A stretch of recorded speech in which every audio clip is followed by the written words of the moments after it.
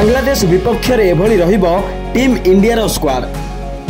Captain Rohit को सह विराट को स्थान भी पक्का। टीम को फेरी पारंती ऋषभ पंत। सेप्टेम्बर में भारत एवं बांग्लादेश मध्य आयोजित हेबो टेस्ट सीरीज, जेउठारे ए दुई दल मध्य 2टी टेस्ट एवं 3टी T20 मैच खेला जिवो। ए यात्रा 19 सेप्टेम्बर रु आरंभ होई 12 अक्टोबर पर्यंत चलिबो। ए समय अधिकांश आलोचना टेस्ट दल विषय रहिबो, कारण चयनकर्ता माने मध्य 5 सेप्टेम्बर रु आरंभ हेउतबा दुलीप ट्रॉफी उपरे नजर रखिबे। भारतीय दलर अनेक खेलाड़ी मध्य ए ट्रॉफीर प्रारंभिक मैच रे खेलुथिबा देखिबाकु मिलिबो।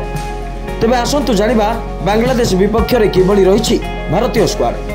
इनसाइड स्पोर्ट्स रो एक रिपोर्ट अनुसार बांग्लादेश विपक्ष रे टेस्ट दलर खेलाड़ी प्राय चयन सरछि। एबे केवल 2-3टी स्थान को नहीं आलोचना चली। मुख्य चयनकर्ता अजित अगरकर एवं तांको दल दुलीप ट्रॉफी उपरे तीक्ष्ण नजर रखिबे। एहा परे ही से स्थान गुड़िक पूरण हेबो। यह निश्चित जे उभय विराट कोहली एवं रोहित शर्मा टेस्ट सीरीज रे खेलिबे। वर्तमान एक नूतन सीजन आरंभ होबाक जाउछि एवं ऑस्ट्रेलिया गस्त पूर्व दल रेड बॉल क्रिकेट सहित खाप खुआइबाकू चाहिबो।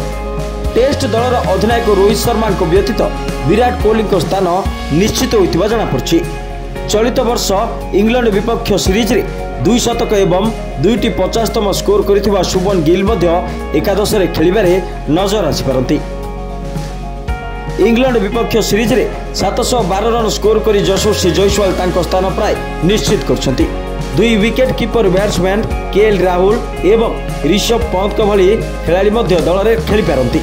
भारतीय पिच रे बॉल घुरीबा अनुमान होई पारे, तेणु रविचंद्रन अश्विन एवं रविंद्र जडेजा को जोड़ी पुणी थरे हईचय सृष्टि करि पारे। तांको समर्थन करबाकू कुलदीप यादव को तृतीय स्पिनर भावे चयन करा जाय पारे। मोहम्मद सिराज दीर्घ दिन धरी टेस्ट दलर एक अंश रही आछंती, किंतु द्वितीय द्रुत बॉलर किए हेबे ता ए पर्यंत निश्चित होई पार नाही।